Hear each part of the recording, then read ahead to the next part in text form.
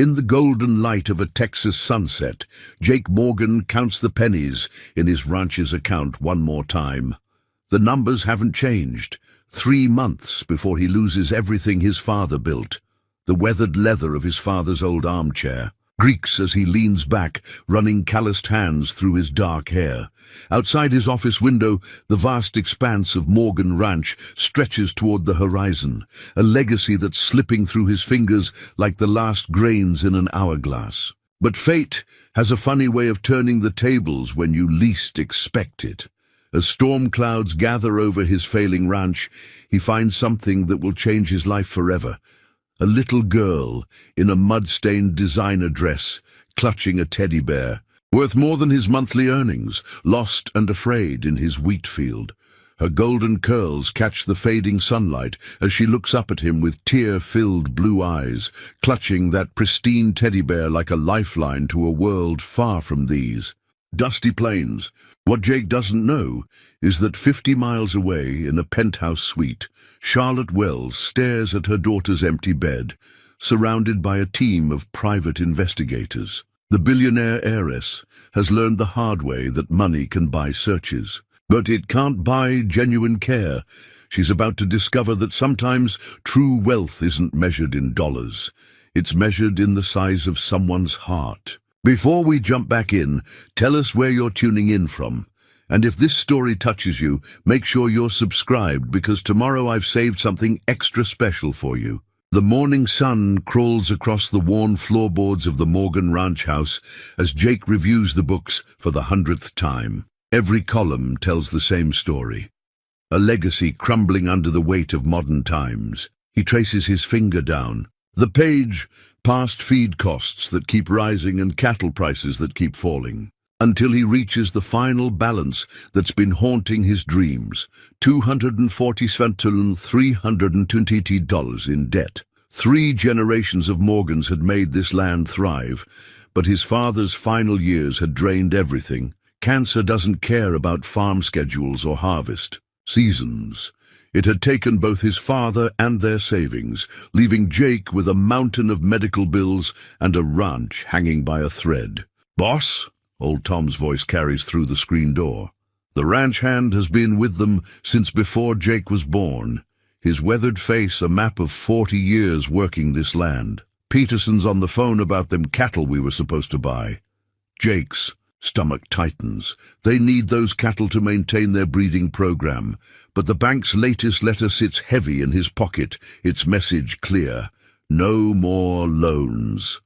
"Tell him we'll have to pass," Jake manages, the words tasting bitter in his mouth. Tom's face falls, but he nods, understanding written in the slump of his shoulders. Through the window, Jake watches Maria, their cook of 20 years, hanging laundry on the line. Her teenage son Miguel helps on weekends, learning the trade just like Jake did at his age. They're not just employees, they're family. The thought of losing the ranch means losing them too. The day unfolds like so many others, fixing fences, checking livestock, patching equipment that should have been replaced years ago. Ray, their youngest hand, works the old tractor with the patience of a saint, coaxing it through another day's labor. The machine's protests echo across the fields like a countdown to inevitable failure. As evening approaches, Jake rides out to the north pasture, his horse's hooves kicking up dust that glows orange in the setting sun. This was his father's favorite time of day. He can almost hear the old man's voice. "Land's got memories, son. Every acre here remembers every Morgan that worked it." The memory of their last conversation hits him hard. His father, thin and pale in the hospital bed, but his grip still strong as he clasped Jake's hand. "Promise me you'll keep it going. Boy, this land, it's more than just dirt and grass. It's our heart." Back at the house, Jake finds a letter from Western Savings and Loan. Inside, between lines of corporate courtesy, lies an ultimatum: 90 days to settle the outstanding. Debt or foreclosure proceedings will begin. The paper trembles in his hands as reality sinks in. He's about to become the Morgan who lost it all. That night, after the others have gone home, Jake sits on the porch his grandfather built. The crickets sing their eternal song as stars pepper. The vast Texas sky. A shooting star streaks across the darkness, and for a moment he's 8 years old again, making wishes with his mother before she too left them for the stars. He doesn't make a wish tonight. Wishes won't save the ranch. But as the night wind carries the scent of sage and promises of rain, Jake Morgan makes a decision. He won't let this land go without a fight. Even if it means working himself to the bone, even if it means selling his own possessions, he'll find a way. Because this isn't just about keeping a promise to his father. It's about preserving a piece of the world where people still look each other in the eye, where a handshake means something, where family isn't defined by blood, but by the bonds, forged in shared struggles and triumphs. Tomorrow will bring its challenges, but tonight, under the endless Texas sky, Jake holds on to hope. Sometimes the darkest hour comes just before dawn, and maybe, just maybe, fate has something in store that even he couldn't predict. The wheat field ripples like a golden ocean in the afternoon breeze when Jake first hears it, a sound that doesn't belong among the rustle of crops and chirping crickets. A child's cry carried on the wind. He reins in his horse, listening. There it is again, stronger this time. Without hesitation, he guides his mount toward the sound, the wheat parting before them like waves. The sun beats down mercilessly as he searches, sweat trickling down his neck. Then he sees her. A little girl, no more than 6, stands in a small clearing where the wheat has been trampled down. Her designer dress, the kind Jake's only seen in magazine ads, is smeared with dirt and tears. Golden curls stick to her tear-stained cheeks, and in her arms she clutches a teddy bear that looks fresh from a luxury store shelf. "Hey there, sweetheart," Jake calls softly, dismounting slowly to avoid frightening her. "Are you lost?" The girl sniffles, taking a small step back. Her eyes, bright blue and filled with tears, study him warily. The teddy bear rises to cover half her face. "I'm Jake," he continues, crouching down to her level. "This is my ranch you're standing on. Would you like some water? It's awful hot out here." She nods almost imperceptibly, the bear lowering just slightly. Jake reaches for his canteen, moving deliberately, like he would around a spooked colt. "What's your name, darling?" "Emma," she whispers, voice hoarse from crying. She accepts the canteen with tiny, trembling hands. "That's a pretty name. And who's your friend there?" Jake gestures to the bear. "Mr. Sparkles," she says, a ghost of a smile flickering across her face. "Mommy gave him to me." "Well, it's nice to meet you both, Emma and Mr. Sparkles. Can you tell me how you got here?" Her face clouds over. "I was at the big store with Miss Patricia. She was talking on the phone. I saw a butterfly." Her voice trails off, lower lip quivering. Jake's mind races. The nearest shopping center is 15 miles away. How long has this child been wandering? "Miss Patricia," he prompts gently. "My nanny," Emma explains, and Jake notices for the first time the subtle signs of wealth in her appearance. The perfect cut of her hair, the tiny diamond studs in her ears, the designer label peeking out from her collar. "Do you know your mommy's phone number, Emma?" She shakes her head, fresh tears welling up. "Miss Patricia said I should know it, but I keep forgetting." "That's okay, sweetheart. We'll figure this out." Jake pulls out his phone, but the screen shows no signal, typical for this part of the ranch. "How about we head back to the house? Maria's probably baking cookies right about now." Emma's eyes light up at the mention of cookies, but uncertainty crosses her face. "Mommy says not to go with strangers." "Your mommy's right about that," Jake agrees. "How about this? We'll call the police from my house, and they can help us." "Find your mommy. Police are safe people to ask for help, right?" She nods slowly. "Miss Patricia taught me about police officers. Would you feel better if we pinky promise that I'll help you find your mommy?" Emma considers this solemnly, then extends her tiny pinky. Jake wraps his weathered finger around hers, sealing the deal. "Up you go," he says, lifting her carefully onto his horse. She settles in front of him, Mr. Sparkles secured firmly in her arms. As they ride back, Emma gradually relaxes, her initial fear giving way to curiosity. She asks about the horse. This is Thunder, the cattle in the distance. Those are our Texas Longhorns, and every bird that catches her eye, Maria's. Shock is evident when Jake walks into the kitchen with a lost child in designer clothes, but she recovers quickly. Within minutes, Emma is seated at the worn kitchen table with a glass of milk and fresh-baked cookies. Mr. Sparkles propped carefully in the chair beside her. The local police arrive shortly after Jake calls them. Officer Sarah Martinez, who Jake knows from community meetings, takes careful notes about where he found Emma and her appearance. "A nanny, you said?" Martinez confirms, glancing at Emma, who's now drawing pictures with crayons Maria found in a drawer. "This could be related to the bolo we got an hour ago. Let me make some calls." Jake watches Emma as Martinez steps outside. The little girl seems content now, humming softly as she colors. There's something about her that tugs at his heart. Perhaps it's the way she carefully shares her cookies with Mr. Sparkles, or how she thanked Maria with impeccable manners that speak of careful upbringing. "Mr. Jake," Emma's voice pulls him from his thoughts. "Can I see more of your ranch tomorrow?" The question catches him off guard. "Well, sweetheart, hopefully we'll find your mommy before then." Her face falls slightly and she hugs Mr. Sparkles tighter. "But what if we don't?" Before Jake can respond, Officer Martinez returns, her expression serious. "We've got a situation. There's a massive search underway for this girl, but with night coming on and storms in the forecast, they're recommending she stays put until morning." "Mr. Morgan, I hate to impose, but given the circumstances—" "Of course she can stay," Jake says without hesitation. "Maria, can you—" "Already making up the guest room," Maria calls from upstairs. "And I'll stay the night too." As the evening settles in, Jake watches Emma helping Maria make the bed, chattering about her favorite stories and asking if they can make pancakes tomorrow. Something about her presence makes the old house feel different, lighter somehow, as if her innocent joy is pushing back the shadows of his worries. Later, after Emma's tucked in with Mr. Sparkles and Maria's settled in the next room, Jake sits at his father's desk again. The same bills and warnings stare up at him, but tonight they seem less overwhelming. Sometimes, he reflects, the most important things in life come from the most unexpected places. Outside, the promised storm begins to roll in, thunder growling in the distance.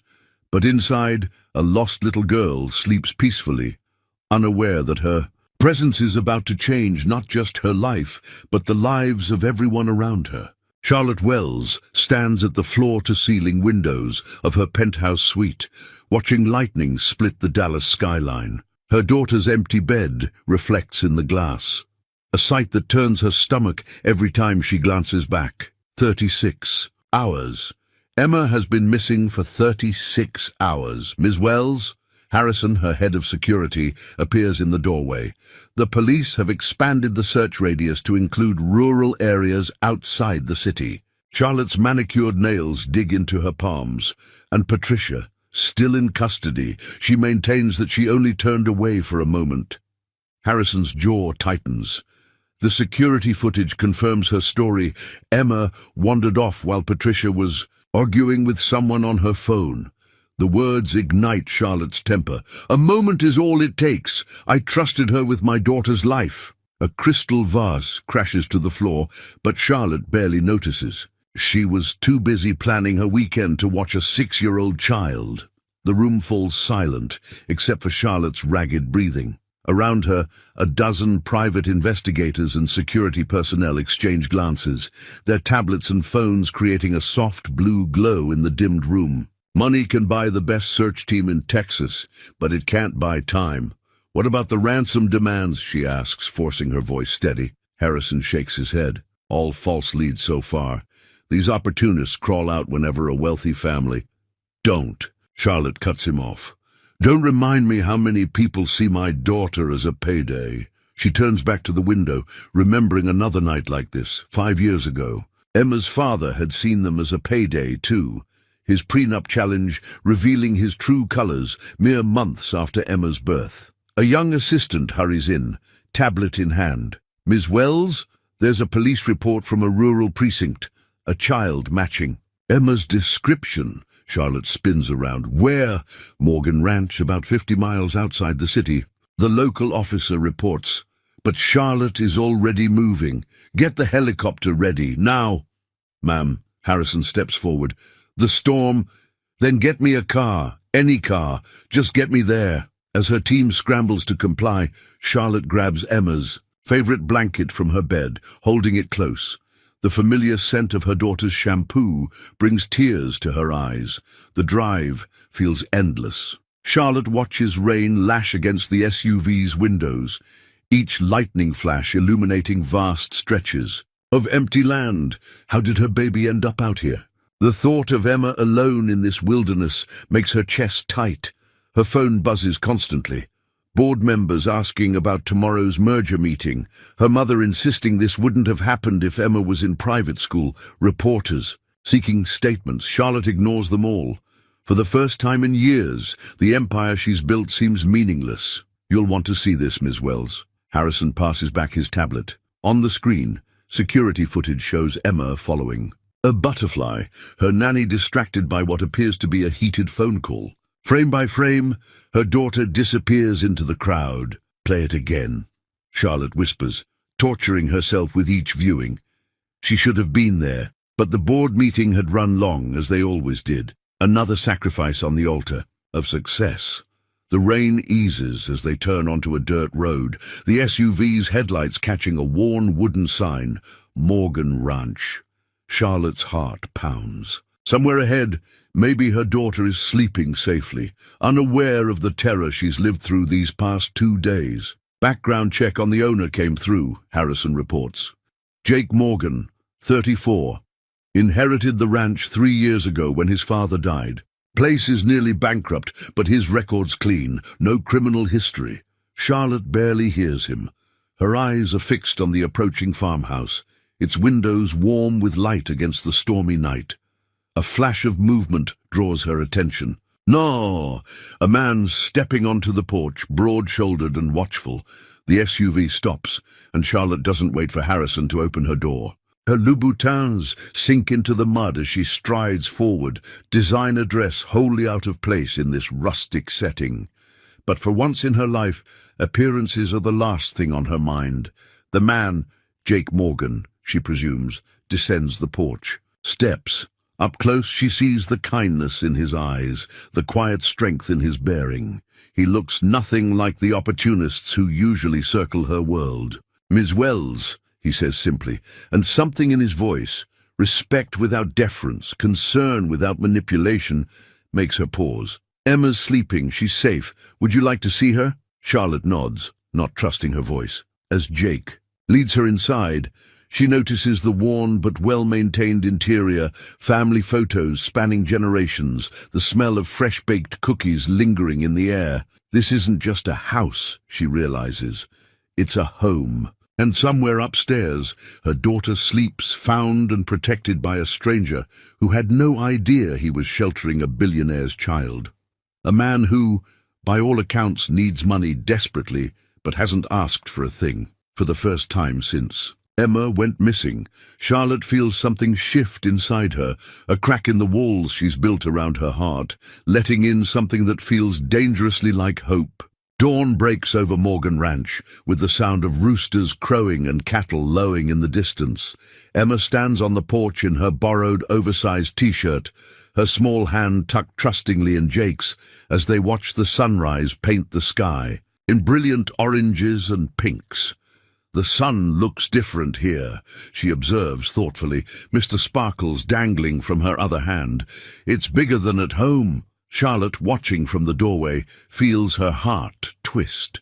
She'd arrived late, last night, but Emma had been so deeply asleep, clutching her bear, that she couldn't bear to wake her. Now, seeing her daughter so at peace in this unfamiliar place, she holds back, unwilling to break the spell. "That's because there aren't any tall buildings in the way," Jake explains, crouching down to Emma's level.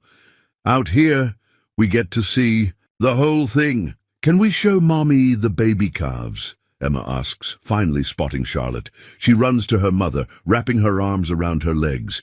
Mr. Jake says they were born yesterday. Charlotte lifts her daughter, holding her close, breathing in her familiar scent, now mixed with fresh hay and morning air. Baby calves, she asks, raising an eyebrow at Jake. 3 of them, he confirms, a gentle smile crossing his weathered features. Best part of ranch life, if you ask me. Maria appears with a tray of breakfast. Fresh eggs, still warm bread, and what looks like homemade jam. Breakfast first, adventures later, she declares, giving Emma's hair an affectionate pat. The morning unfolds in a way Charlotte has never experienced. Emma drags her from one discovery to another, meeting the calves, collecting eggs from the henhouse, helping Maria feed the barn cats. Jake guides them with patience, explaining each aspect of ranch life in terms Emma can understand. She's a natural, old Tom comments, watching Emma fearlessly stroke a calf's nose. Got good instincts around the animals. Charlotte notices how everyone on the ranch has seamlessly included Emma in their routines. Ray shows her how to work the old water pump, delighting in her amazement when water gushes out. Miguel teaches her the names of all the barn cats in Spanish, which she repeats with determined concentration. But it's Jake who surprises Charlotte most. He handles Emma with a mix of gentleness and respect that she's rarely seen, answering her endless questions with genuine interest, ensuring her safety without stifling her enthusiasm. Your daughter's something special, Jake says quietly, joining Charlotte as they watch Emma help Maria scatter feed for the chickens. She's got a real connection with the land, Charlotte nods, struggling with emotions she can't quite name. She seems different here, freer somehow. Kids often are on a ranch, something about the open space and honest work. He pauses, watching Emma laugh as chickens cluster around her. You're welcome to stay as long as you like, both of you. The offer catches Charlotte off guard. In her world, every kindness comes with a price tag, every invitation with an agenda. But Jake's eyes hold nothing but sincerity, and she finds herself nodding before she can think better of it. Just for a few days, she says, while I sort out some things back in Dallas. Emma's delighted squeal at the news makes any doubts fade away. As Charlotte watches her daughter run off to help Miguel with his chores, she realizes that perhaps they both need this. This pause, this glimpse of a simpler life, where worth isn't measured in dollars and cents, but in sunrises, baby calves, and genuine smiles. By evening, Emma has dirt under her fingernails, hay in her hair, and a contentment Charlotte hasn't seen in months. She falls asleep at the dinner table, Mr. Sparkles clutched close, and Jake carries her up to bed with a natural ease that makes Charlotte's heart skip a beat. Later, sitting on the porch with mugs of coffee, Charlotte and Jake watch the stars emerge in the vast Texas sky. Neither speaks, but in the comfortable silence something shifts. A recognition, perhaps, that sometimes the safest havens are found in the most unexpected places. Charlotte sits in Jake's office, laptop open to an endless stream of urgent emails, but her attention keeps drifting to the window where she can see Emma helping Jake feed the horses. Her daughter's laughter carries across the morning air, a sound that's become increasingly rare in their Dallas penthouse. Harrison's daily security report sits minimized on her screen, detailing the media circus her absence has created. The headlines flash through her mind.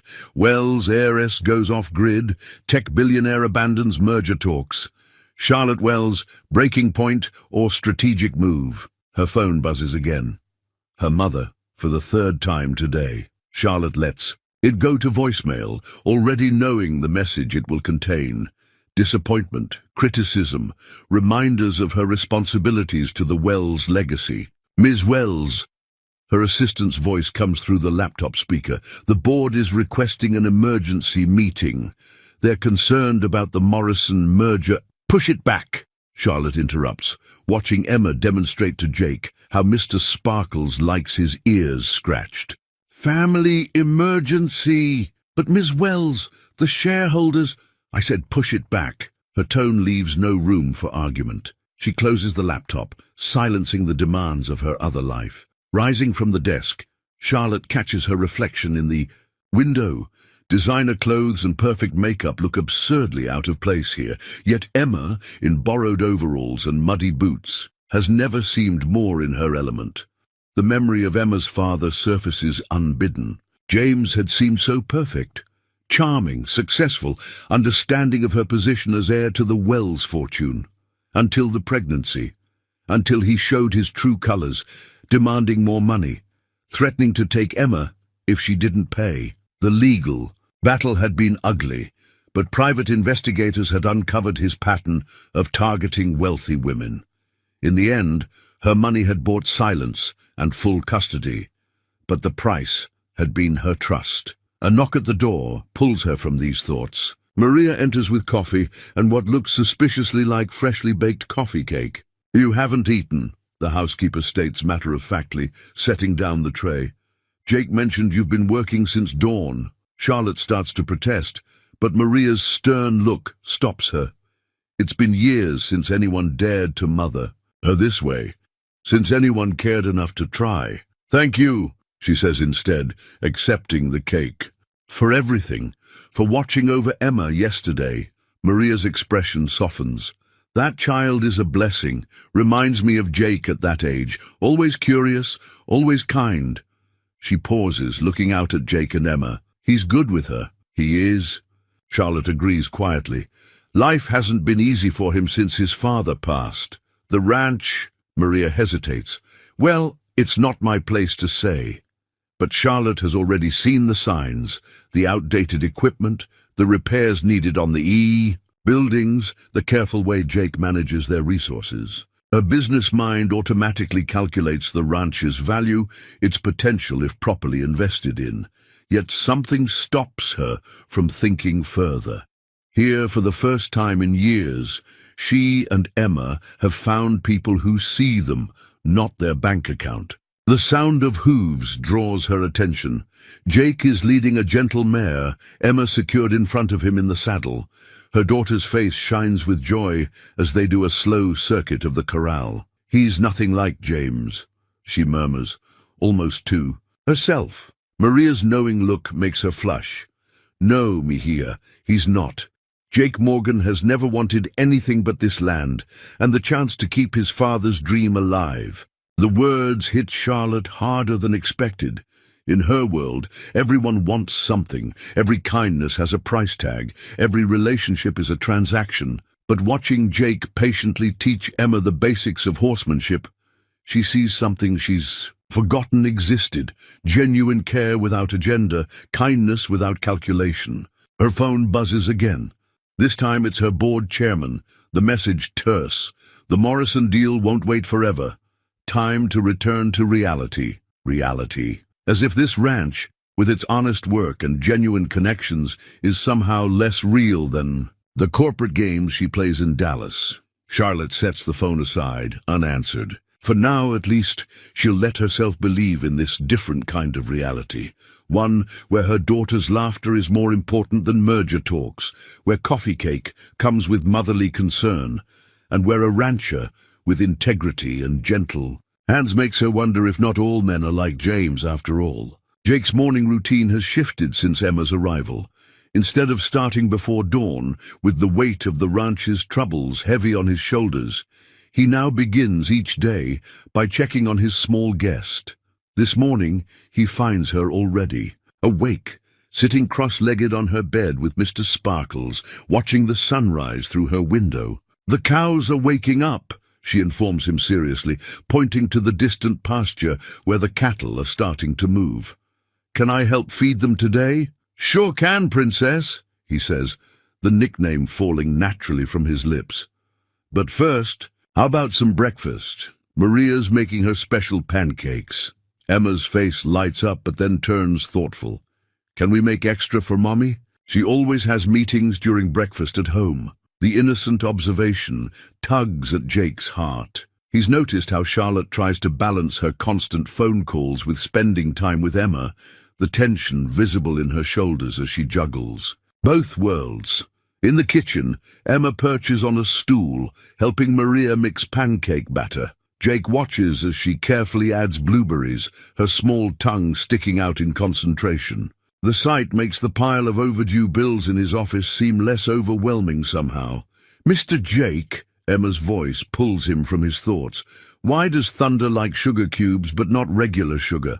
"Well, that's an interesting question." He begins, launching into a simple explanation about horses that has Emma hanging on every word. He's discovered that she's endlessly curious about ranch life, soaking up knowledge like a tiny sponge. Charlotte appears in the doorway, already dressed for business, but pausing at the domestic scene before her. Emma proudly presents her with a slightly lopsided pancake, and something in Charlotte's professional demeanor softens. "Look what I made, Mommy. Mr. Jake says I'm a natural chef." "It's perfect, sweetheart," Charlotte says, settling at the table. For once, her phone remains untouched in her pocket. After breakfast, Jake takes Emma on his morning rounds. She's learned the routine now, checking fences, counting cattle, examining the crops. Her questions are getting more specific, showing real understanding of ranch operations. "Why is this part of the fence different?" she asks, pointing to a newer section. "Storm damaged it last month," Jake explains. "Had to fix it quick before any cattle got out." "Did it cost a lot?"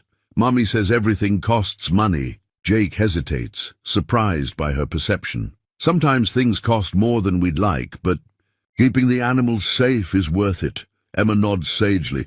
"Maybe Mommy could help. She has lots of money for fixing things." "That's kind of you to think of, Princess," Jake says gently. "But your Mommy's money is for taking care of you. The ranch is my responsibility." They continue their rounds, Emma chattering about everything she sees. When they reach the wheat field where he found her, she grows quiet. "I was scared that day," she admits softly. "But you made it better. You're good at making things better, Mr. Jake." The simple trust in her voice touches something deep in his heart. Despite the ranch's struggles, despite his fears of losing everything, he somehow managed to be a safe harbor for this child. Back at the house, he finds a notice from the bank in the mail, another reminder of the looming deadline. But before the familiar anxiety can take hold, Emma's hand slips into his.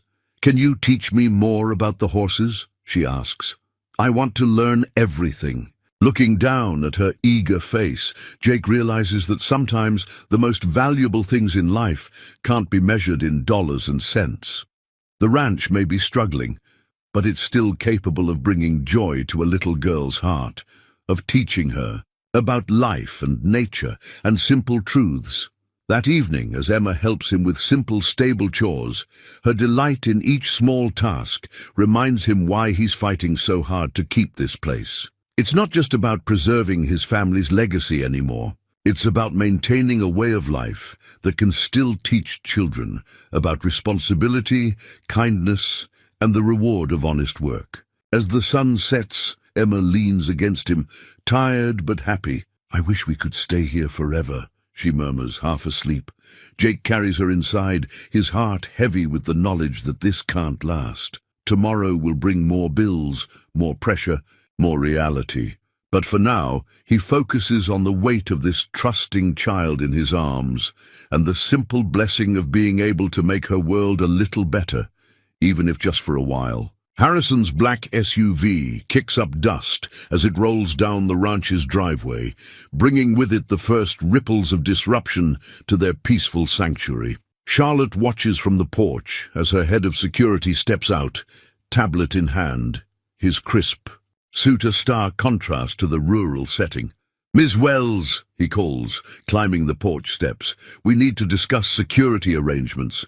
The media's caught wind of your location." Inside, Emma's laughter mingles with the sound of Maria teaching her to make tortillas. Charlotte feels her shoulders tense, the familiar weight of her public life settling back into place. "How bad is it?" she asks, leading Harrison to Jake's office. Local news vans are already setting up near the property line. Social media's buzzing with rumors about you and the ranch owner. He pauses, clearing his throat. "There's also the matter of Mr. Morgan's financial situation." Charlotte's head snaps up. You've been investigating him? It's my job, Mom. The ranch is 3 months from foreclosure. The timing... Stop! Charlotte's voice could freeze hell. Jake Morgan is not using my daughter for financial gain. Nevertheless, the optics... A commotion outside interrupts them. Through the window, Charlotte sees a news helicopter circling low over the ranch, spooking the horses in the corral. Jake rushes to calm them, his movements sure and steady despite the chaos. Emma runs onto the porch, Mr. Sparkles clutched tight. Mommy! Why is there a helicopter? Before Charlotte can answer, Jake appears, his expression grim. Got reporters trying to sneak in through the back pasture. Old Tom's holding them off, but Harrison's phone buzzes. TMZ just posted pictures. They're running with Billionaire's daughter found by handsome cowboy as their headline. Charlotte feels her carefully constructed world colliding with this peaceful haven they've found. She watches Jake crouch down to Emma's level, explaining the helicopter in a way that turns her fear into curiosity. He's so natural with her, so genuine. The thought of the media twisting this into something tawdry makes her sick. We should move you to a secure location, Harrison suggests. The Four Seasons has a private entrance. No. The word comes out sharper than intended. Emma's happy here. We're not running. Jake straightens up, his eyes meeting Charlotte's. Whatever you need, he says simply. The ranch can handle a few reporters. But it's more than just reporters. By afternoon, social media is ablaze with speculation. Charlotte's phone floods with messages from board members concerned about the company's image. From her mother warning about scandal, from Emma's father's lawyers sensing an opportunity. Jake finds her in the garden, where she's retreated to. Read the latest batch of emails. Emma's worried about you, he says, settling beside her on the old wooden bench. Says you've got your business face on. Despite everything, Charlotte feels a smile tugging at her lips. My business face? Her words, not mine. He pauses, looking out over his land. Listen, I know this is complicated. If you need to leave... Do you want us to? No. The answer comes quickly, firmly. But I don't want to make things harder for you either. Charlotte studies him. This man who has shown nothing but kindness, who asks for nothing in return, who is about to lose everything he loves and still puts others first. They're digging into your financial situation, she warns. The media. They'll try to paint you as a fortune hunter. His laugh holds no bitterness. Let them. Anyone who matters knows the truth. A shout from the house draws their attention. Emma stands on the porch with Maria, both covered in flour, proudly, holding up what appears to be a very misshapen tortilla. Look what I made, she calls. Can we have a ranch dinner, please? Jake's smile is worth more than all the media speculation in the world. A ranch dinner it is, princess. As they walk back to the house, Charlotte makes a decision. She pulls out her phone and calls her PR team. Listen carefully, she says. Here's how we're going to handle this. That evening, as they sit down to Emma's proudly presented tortillas, Charlotte catches glimpses of camera flashes from the property. Line. But for once, she doesn't feel the need to control the narrative. Let them see this, a little girl finding joy in simple things, a hard-working man teaching her about life's real values, a family dinner that means more than any corporate merger. The truth, she realizes, watching Jake patiently show Emma how to properly fold her tortilla is better than any story they could spin. Sometimes the most precious things in life come without price tags or hidden agendas. Sometimes they come in the form of flower-covered smiles and gentle hands that ask for nothing but offer everything. The morning newspaper lies on Jake's kitchen table like a loaded gun. The front-page photo shows him teaching Emma to ride, Charlotte watching from the fence. Wells heiress finds more than shelter at struggling ranch, screams the headline. Charlotte enters the kitchen just as he's about to hide it, Emma trailing behind her with Mr. Sparkles. One look at the headline, and her face hardens into what Emma calls her business face. Emma. Honey, Charlotte says carefully, why don't you help Maria with the chickens? Once Emma's out of earshot, Charlotte picks up the paper. "Jake, I'm so sorry about this." "Not your fault," he says, but his voice is tight. The article details his financial troubles, speculating about his motives for helping Emma. Some anonymous source quotes him as being desperate for any solution to save his failing ranch. "They're vultures," Charlotte spits out, scanning the article. "I'll have my lawyers—" "No." Jake's voice is firm. "No lawyers, no PR teams, no corporate solutions." He looks out the window where Emma is scattering feed, giggling as chickens cluster around her. "This place, it's always been simple, honest. I'd like to keep it that way." Charlotte studies him, really looks at him. His hands are calloused from real work, his face weathered by sun and worry.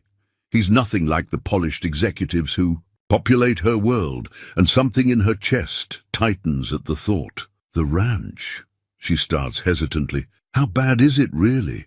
Jake meets her eyes, and for the first time, she sees the full weight of his burden. "Bad enough, bank's given me till the end of the month. After that," he shrugs, the gesture containing worlds of pain. Before Charlotte can respond, Emma bursts back in. "Mr. Jake, one of the mama hens has babies, tiny yellow ones. Can I show Mommy?" Jake's entire demeanor transforms, worry lines smoothing into a gentle smile. "Course you can, princess. But remember what we talked about with baby animals? Quiet and gentle," Emma recites proudly, "like when the new calves were born." She takes both their hands, pulling them toward the chicken coop, and Charlotte feels the rightness of it. Her daughter between them, small fingers linking their worlds. Together, the morning unfolds in a series of small moments. Emma's delight at the chicks, Jake's patient explanations of farm life, Charlotte finding herself drawn into their easy companionship. She kicks off her designer shoes to help in the garden, laughing, as Emma teaches her the names of all the barn cats in Spanish. But reality intrudes again at lunchtime. Harrison arrives with urgent news about the Morrison merger, and Charlotte retreats to Jake's office for a video conference. Through the window, she watches Jake and Emma working with one of the gentler horses, their heads bent together in serious discussion. "Ms. Wells," the sharp voice of her board chairman pulls her back. "Are you listening? This merger is crucial for the company's third-quarter projections." "I'm listening," she says. But her mind is on the simple joy in her daughter's face, the peace she's found in this unexpected place. Later, after Emma's gone to bed, Charlotte finds Jake on the porch, staring at the stars. She settles beside him, close enough to feel his warmth. "You're good with her," she says softly, "better than any of the nannies, the tutors, all the experts I've hired." Emma makes it easy. She's got a good heart, like her mother. The compliment catches her off guard.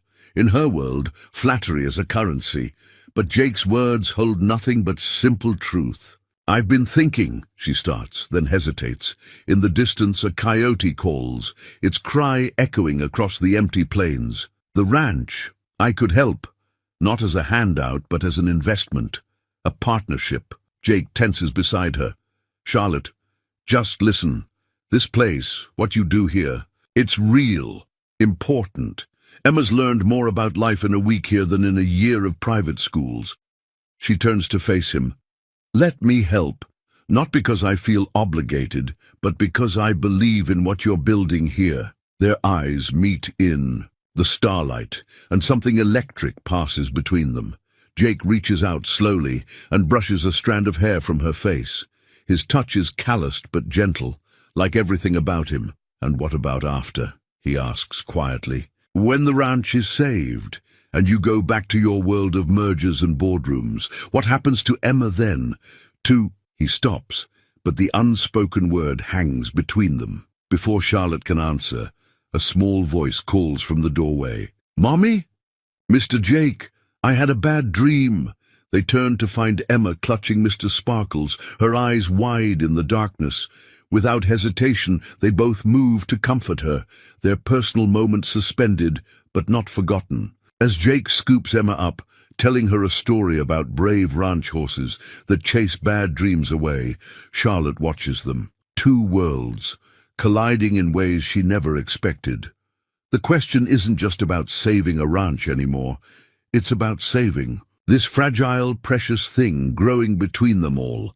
But as Emma drifts back to sleep between them on the porch swing, Charlotte realizes that some questions don't need immediate answers. Sometimes, in the quiet moments between heartbeats, between worlds, the answer is simply being present in the moment, holding on to what matters most. The manila envelope arrives with the morning mail, looking innocent enough among the bills and circulars.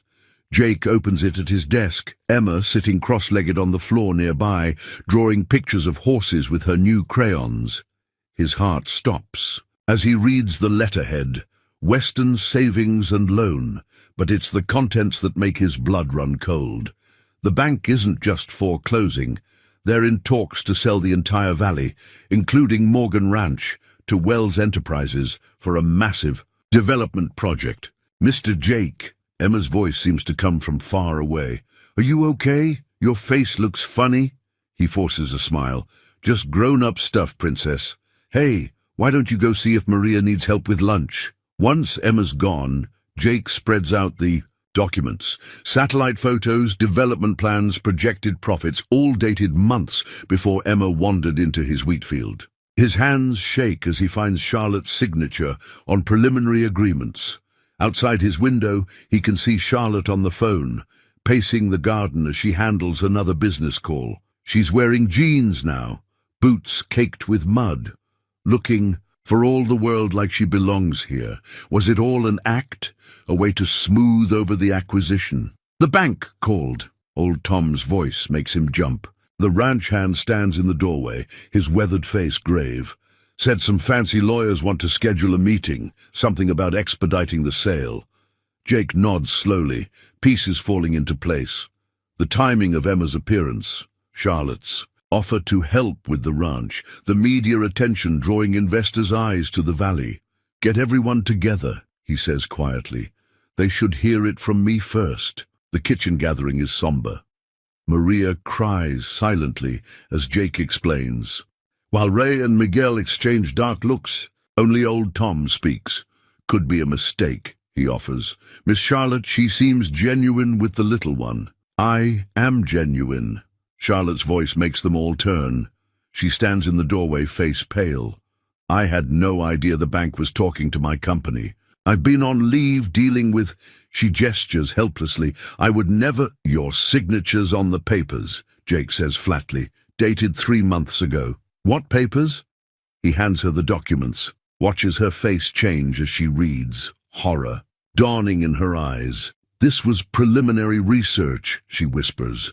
My team evaluates hundreds of potential sites. I didn't know it was your ranch, but now you do. Jake's voice is quiet, controlled. And your board wants this development. It's worth millions.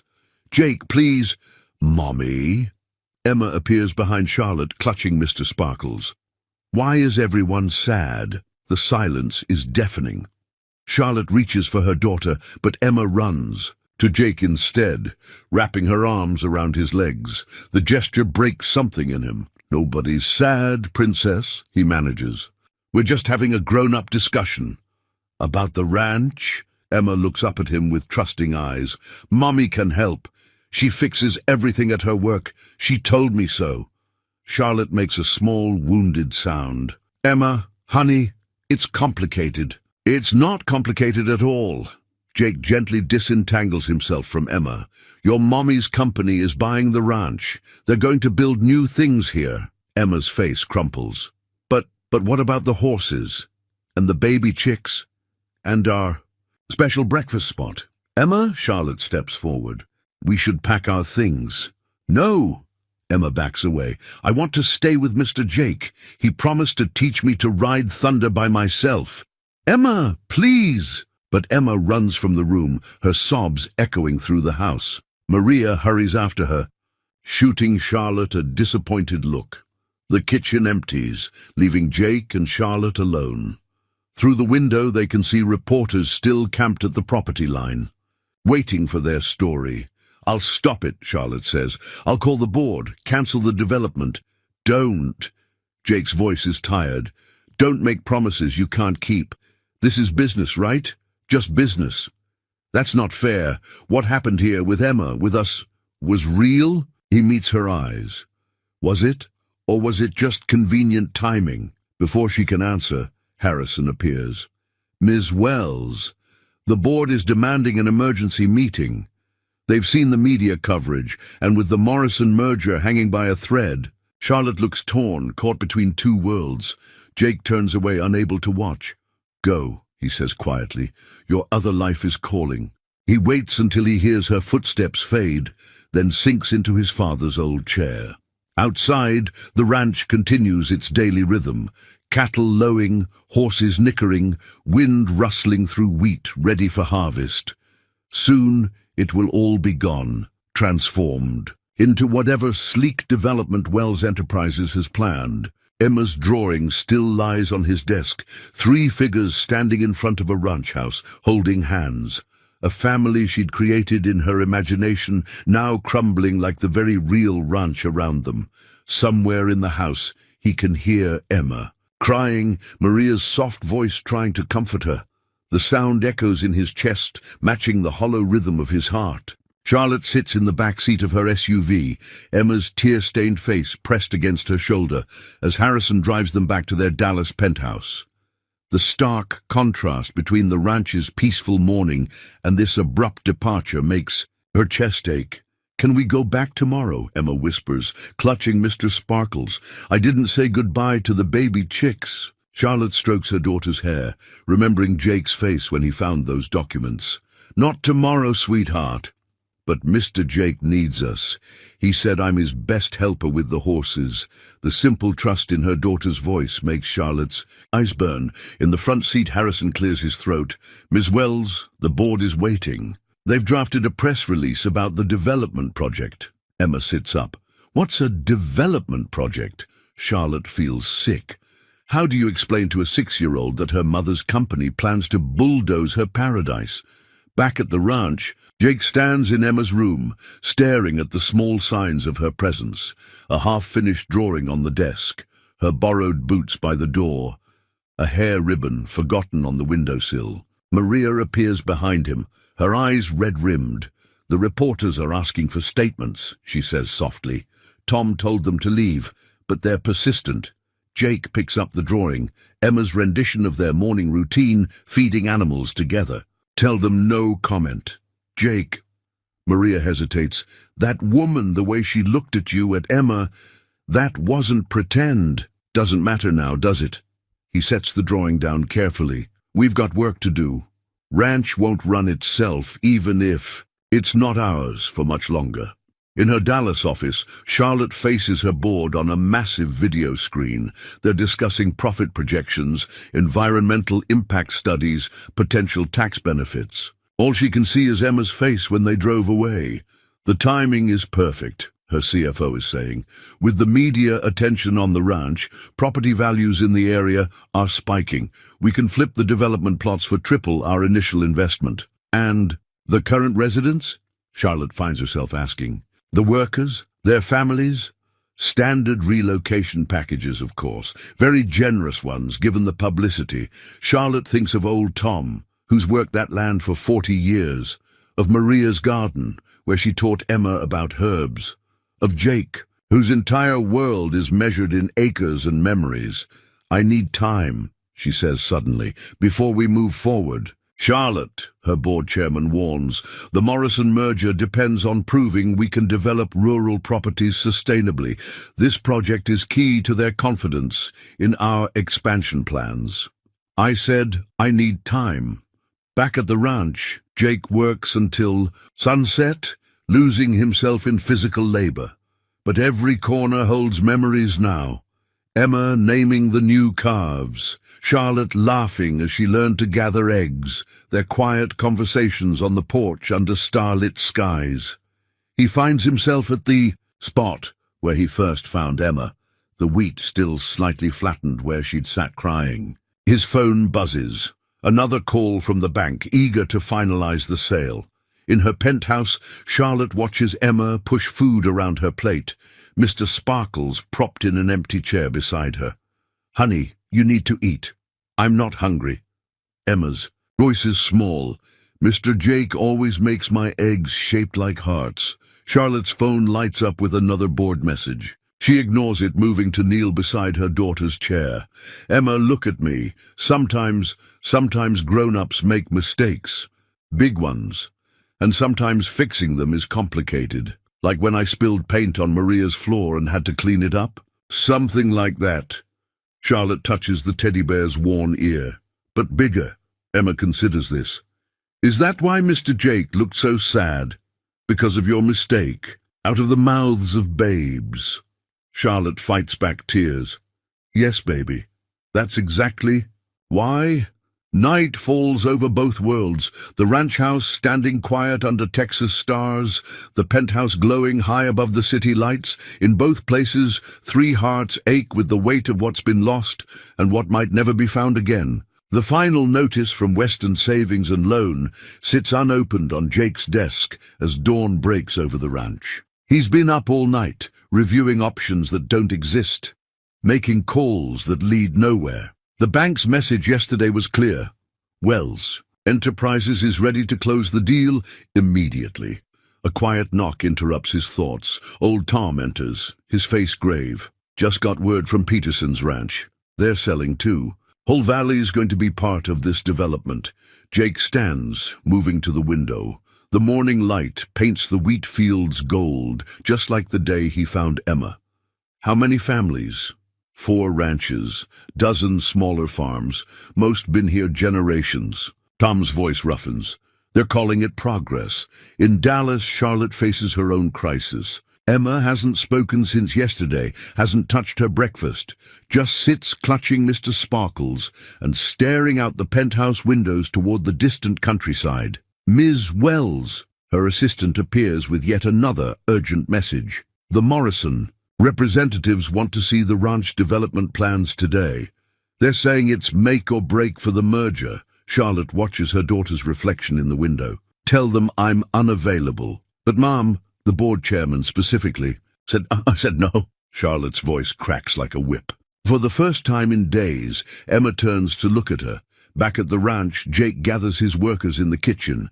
Maria sets out coffee, her movements mechanical, eyes red from another sleepless night. I won't lie to you, Jake begins. We're out of options. The bank's given us till Friday. He forces himself to meet each pair of eyes. I'll write recommendations for all of you. Your work here has been... Stop. Maria's voice is firm. We're not here for recommendations, Jake Morgan. This ranch isn't just your home. Old Tom nods. My daddy worked this land with your granddaddy. Ain't about to walk away now. But I can't. And pay you, Jake protests. After Friday, we ain't here for money, Ray speaks up, Miguel nodding beside him. We're here because this place matters, because what we do matters. In her office, Charlotte stares at the development plans spread across her desk. Clean lines and modern architecture that would erase generations of history. Her phone buzzes again, her mother this time. Darling, you're being ridiculous. Her mother's voice drips concern. This is business. That rancher clearly manipulated the situation. Charlotte thinks of Jake teaching Emma to groom horses, his patience, his gentle hands, his absolute integrity. You don't know him. I know his type. The bank says he's desperate. He saw an opportunity with Emma and... Stop! Charlotte's voice shakes. You don't understand what we found there. What you found was a distraction, the board's threatening to remove you if you don't approve this deal. Think of your daughter's future. Charlotte looks at Emma, still silent by the window. I am thinking of her future, of what really matters. At the ranch, Jake saddles Thunder, needing to escape the sympathetic eyes of his workers. He rides to the wheat field, their wheat field, where a lost little girl changed everything. His phone rings, Charlotte's number. He lets it go to voicemail, like the dozen calls before it. What could she possibly say now? But this time, she leaves a message. Jake, please. I know you have no reason to trust me, but Emma, she's not eating, not talking. I need a pause, a shaky breath. We need to make this right. He closes his eyes, remembering Emma's laughter, Charlotte's smile in the morning light, the way they fit so perfectly into his world. But that world is ending, sold out from under him by the very woman who made him dare to dream of more. In Dallas, Charlotte reaches her breaking point. She gathers the development plans, the merger documents, everything that represents the corporate machine she's built her life around. "Emma," she calls softly, "put on your boots." Her daughter looks up, confusion crossing her tear-stained face. "Boots?" "Yes." Charlotte's voice strengthens. "We're going home." The Wells Enterprises boardroom falls silent as Charlotte strides in, Emma's small hand clasped firmly in hers. 12 pairs of eyes follow them as they make their way to the head of the long mahogany table. Mr. Sparkles dangles from Emma's other hand, incongruous against the corporate sterility. "Charlotte," the board chairman, Richard Walsh, breaks the silence. "This is highly irregular. We agreed to meet about the Morrison merger, not... This is about the merger." Charlotte's voice is steel wrapped in silk. "And about Morgan Ranch." "Emma." Perks up at the name, looking around the room with sudden interest. Charlotte squeezes her hand gently before continuing.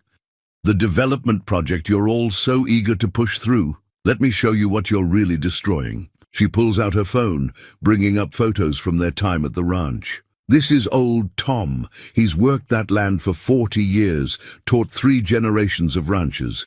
This is Maria, who keeps the whole place running and makes the best tortillas. In Texas." "Charlotte," Walsh interrupts, "this is business, not a family photo album." "You're right. It is business." She pulls out the development plans. "These pristine designs you're so proud of, they'll destroy 5 family farms, 3 historic ranches, and a way of life that's been sustaining this community for generations. Progress requires change," a board member interjects. "The profit projections..." "Mommy," Emma's voice cuts through the corporate jargon. "Are they the ones who want to hurt Mr. Jake's horses?" The boardroom temperature seems to drop 10 degrees. Charlotte lifts her chin. "Yes, sweetheart, but we're not going to let them." "Ms. Wells," Walsh's voice holds a warning. "Think carefully about your next words. The Morrison merger. Can find another development project, one that doesn't involve destroying people's homes." Charlotte pulls out a thick folder. "I've spent all night working on alternatives. 3 other potential sites, all pre-approved for development, all with better access to existing infrastructure." The board members exchange glances as she lays out her plans. Emma tugs at her hand again. "Can we go back to the ranch now?" "I promised." "Thunder a carrot." Charlotte looks down at her daughter, then back at her board. In their faces, she sees the same calculating ambition that's driven her own life for so long, until a lost little girl and a humble rancher showed her what really matters. "Actually," she says, straightening to her full height, "we can, because this isn't a negotiation. It's a notification. Wells Enterprises will not be developing Morgan Ranch or any property in that valley, and if you try to force this through..." She smiles, all teeth. "I still own controlling interest in this company. I'm sure the press would love to hear about how Texas's biggest female CEO chose family farms over corporate greed." "You're throwing away years of work," Walsh sputters. "Your own mother built this company on development projects exactly like this." "No," Charlotte says softly. "I'm building something better, something my daughter can be proud of." She turns to Emma. "Ready to go home, sweetheart?" Emma beams, clutching Mr. Sparkles. "Can we show Mr. Jake my new drawings?" "We'll see." Charlotte gathers her papers, addressing the board one final time. "I expect those alternative proposals reviewed by Monday. And gentlemen, don't ever threaten what I love again." They leave the boardroom with heads high, Emma skipping beside her mother, unaware of the corporate earthquake they've just triggered. Charlotte's phone is already buzzing with messages, but for the first time in her career, she doesn't care. They have somewhere more important to be. The sun is setting when Charlotte's SUV turns onto the ranch's dirt road, painting the sky in fierce oranges and pinks. Emma presses her face against the window, practically vibrating with excitement as the familiar buildings come into view. "Look," "Maria's still got her lights on," she exclaims, "and there's thunder in the corral." Charlotte's hands tighten on the steering wheel as she spots Jake on the porch, his figure silhouetted against the dying light. He stands as they approach, but doesn't move to greet them. "Mr. Jake!" Emma bursts from the car the moment it stops, running full tilt toward him with Mr. Sparkles bouncing behind her. "We came home!" Jake catches her automatically, his expression conflicted as he looks over her head at Charlotte. "Emma, honey, what are you doing here?" "Mommy fixed it. She told the mean people they can't have the ranch. And look," she proudly holds up a drawing. "I made Thunder a picture." Charlotte approaches slowly, holding a thick envelope. "She's right. The development project is dead." "Why?" Jake's voice is rough. "You're bored. Can find somewhere else to build. I won't destroy this place." She meets his eyes. "I won't destroy us." "There isn't an us," Jake says, but his voice wavers. "You knew about this project all along." "I knew about a potential site, one of dozens we evaluate every month." Charlotte steps closer. "But I didn't know this place. I didn't know these people. I didn't know you." Emma looks between them, sensing the tension. "Mr. Jake, are you still mad at us?" Jake sets her down gently. "Why don't you go show Maria your drawing? I bet she's missed you." Once Emma's gone, Charlotte holds out the envelope.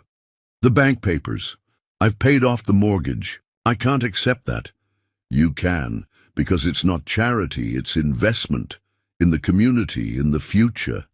She takes a shaky breath. "In us, if you'll let me prove that what we found here is real." Jake stares at the envelope, his jaw working. "And what happens next time your company finds a profitable development opportunity?" "I've restructured the company's rural development division. We'll be focusing on restoration projects, working with communities instead of destroying them." She manages a small smile. "Turns out there's more profit in saving family farms than paving over them." From inside, they hear Emma's delighted squeal as Maria presumably welcomes her back. The sound seems to break something in Jake's defenses. "She cried herself to sleep every night," he admits quietly. "So did I." Charlotte steps closer, close enough to catch his scent. Hay and leather and honest work. "I thought I knew what success looked like. Corner office, merger deals, power suits. But watching Emma here, watching you with her," she gestures at the ranch spread out before them. "This is real success. Building something that matters, preserving something precious."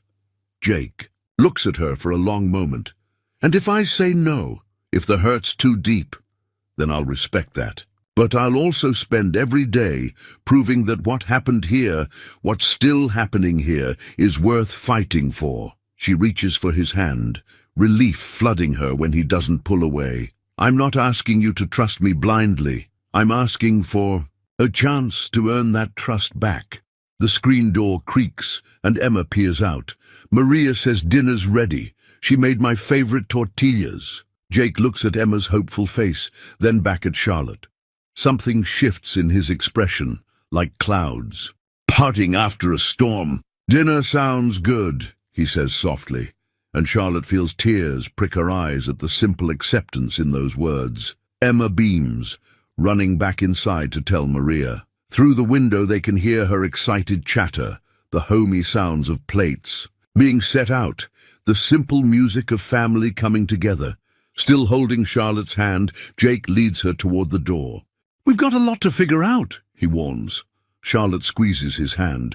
"We've got time, and Emma's right. This is home." Together they step into the warm light of the kitchen, where Emma waits with Maria, where second chances are served with homemade tortillas, and where love, like the Texas sky, knows no bounds.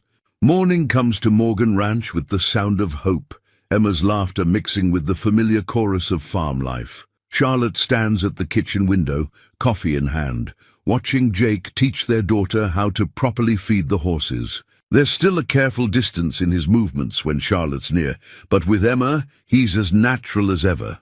"He'll come around," Maria says, joining her at the window. "Jake Morgan's got a big heart. Just needs time to trust it again." Charlotte nods, thinking of the stack of resignations sitting on her desk back in Dallas. Board members who couldn't accept her new vision for the company. Some things are worth the wait. Outside, Emma runs back toward the house, her face glowing. "Mommy, Thunder remembered me, and Mr. Jake says I can help with the baby chicks." "After breakfast," Jake adds, following her in. He meets Charlotte's eyes briefly, his expression softening just slightly. "Got a busy day ahead." Old Tom arrives as they're finishing breakfast, his weathered face breaking into a rare smile at the sight of Emma. "Well, look who's back. Horses have been mighty lonely without their best helper." Emma beams, then turns serious. "Mommy says the ranch is safe now, that nobody can take it away." A loaded silence falls. Jake clears his throat. "That's right, Princess. But we've still got lots of work to do. Ranch needs more than just saving, needs to thrive." "I have some ideas about that," Charlotte ventures carefully. "If you're willing to hear them." Jake studies her for a moment, then nods. "Tonight, after Emma's in bed." It's a small opening, but Charlotte feels her heart lift. She spends the day relearning the rhythm of ranch life, letting Emma guide her through the tasks she's already mastered. The joy in her daughter's face, the peace in this place. It confirms every decision she's made. When evening comes, they sit on the porch, the space between them heavy with words unsaid. Charlotte spreads out her plans, ideas for sustainable farming, educational programs, partnerships with local schools. "Not changing the ranch," she explains quickly, seeing Jake's expression. "Enhancing what's already here, sharing it with others who could benefit from what we've found." "We." Jake's voice is quiet. "Yes, we." Charlotte meets his gaze steadily. "I meant what I said yesterday. I want to be part of this, part of everything here." Jake looks out over his land, silver in the moonlight. "It won't be easy. Two different worlds. That's just it. They don't have to be different worlds anymore. They can be our world, together." Emma's voice drifts through the screen door, saying goodnight to Mr. Sparkles. The simple sound seems to decide something in Jake. "Okay," he says softly. "Show me your ideas." And so, under the Texas stars, they begin to rebuild. Not just trust, but a future neither of them had imagined before a lost little girl brought their worlds together. It's a leap of faith, but as Emma would say, sometimes the best adventures start with a single step. Autumn paints the ranch in new colors as change settles over Morganland. Charlotte stands in the renovated barn, now equipped with a small classroom space where local schools bring students to learn about sustainable farming. Emma proudly serves as the youngest tour guide, showing children where the baby chicks sleep. "And this is where Mr. Jake taught me about horse brushes," she explains to a wide-eyed group of first graders. "You have to be gentle, just like with Mr. Sparkles." Jake watches from the doorway, his face soft with pride. The past 2 months have brought subtle changes. New equipment that makes the work easier, updated irrigation systems that save precious water, and most importantly, the gradual warming between him and Charlotte. "The Peterson kids are coming. Tomorrow," he tells her as the school group leaves. "Want to learn about cattle raising?" Charlotte nods, checking her tablet. Gone are the power suits and endless meetings. Now she runs her company remotely, splitting her time between business, innovation and ranch life. Her mother still doesn't understand, but the headlines tell a different story. Wells Enterprises pioneers Rural Education Initiative. Maria's planning a special lunch, she says every child should know where their food comes from. There. Hands brush as they walk back to the house, a touch that no longer holds tension. Emma runs ahead, Mr. Sparkles bouncing along behind her, his fur now speckled with honest ranch dirt. The old ranch house wears its updates well. Solar panels peek out discreetly behind historic beams, and the kitchen gleams with equipment that makes Maria's eyes sparkle. But the heart of the home remains unchanged, still beating with the rhythm of family and hard work. At dinner, Emma chatters about tomorrow's plans. Her worlds completely merge now. the sophistication of her city upbringing blending seamlessly with her love of ranch life.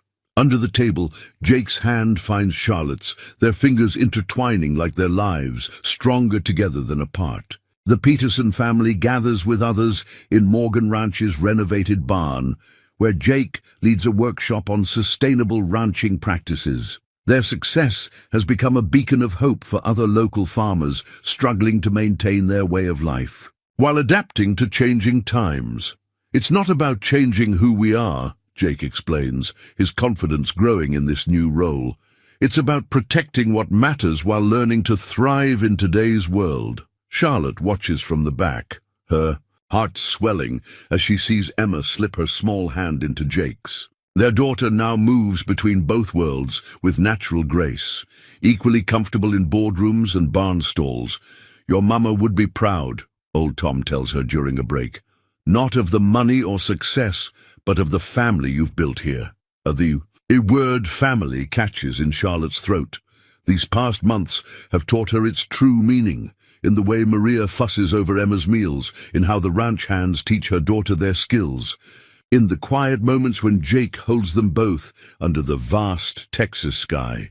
Later, as the sun sets, neighborhood children run through the fields while their parents share a community dinner on the sprawling ranch lawn. The Morrison merger, once so crucial, has been replaced by partnerships with local farms, creating a network of sustainable agriculture that's becoming a model for other communities. Emma leads her friends in a game of hide-and-seek, Mr. Sparkles presiding from his perch on the porch railing. The teddy bear, like all of them, has found his place in this merged world, a bit worn, a bit changed, but better for the journey. Jake finds Charlotte by the old oak tree, where their story began with a lost little girl in a wheat field. His arms slip around her waist, natural now, as if they've done this forever. "Thank you," he murmurs against her hair. "For what?" "For showing me that sometimes the best traditions are the ones we build together." 1 year later, the wheat field where Jake found Emma blooms golden in the morning sun. A small gazebo now marks the spot, decorated today with wildflowers and ribbons. Mr. Sparkles sits in a place of honor, wearing a tiny bow tie for the occasion. Emma, in a flower girl dress that combines city elegance with country charm, scatters petals along a path worn by countless school tours and family walks. She pauses at the spot where her adventure began, looking back at the ranch house that's become so much more than a refuge. "Ready, princess?" Jake asks, his voice rough with emotion as he offers his arm to Charlotte. The wedding is small, witnessed by the community that's become family. Maria dabs at her eyes as old Tom leads Charlotte down the aisle. The Peterson kids sit with Emma in the front row, all of them giggling as Mr. Sparkles topples over during the vows. Charlotte's mother, who finally came around after seeing her granddaughter blossom in this new life, shares knowing looks with Maria as they both fuss over the reception details. The corporate world and ranch life have found their balance, just as the couple standing beneath the gazebo found theirs. "Remember when you thought I was just after your money?" Jake teases during their first dance. Charlotte laughs, pressing closer. "Remember when you thought I was going to pave over your ranch?" "Our ranch," he corrects softly, as Emma dances around. Then with Mr. Sparkles, above them the Texas sky stretches endless and blue, promising more adventures, more growth, more love. Sometimes, Charlotte reflects, you have to get lost to find your way home. And sometimes home is nothing like you imagined. It's better. As the sun sets on their perfect day, Emma falls asleep between them on the porch swing, Mr. Sparkles clutched close. She's no longer the lost little girl who wandered into a wheat field, just as they're no longer the people they were before fate brought them together. They've built something remarkable here. Not just a successful ranch or a transformed company, but a family that proves love knows no boundaries between worlds. And as the stars begin to twinkle overhead, Jake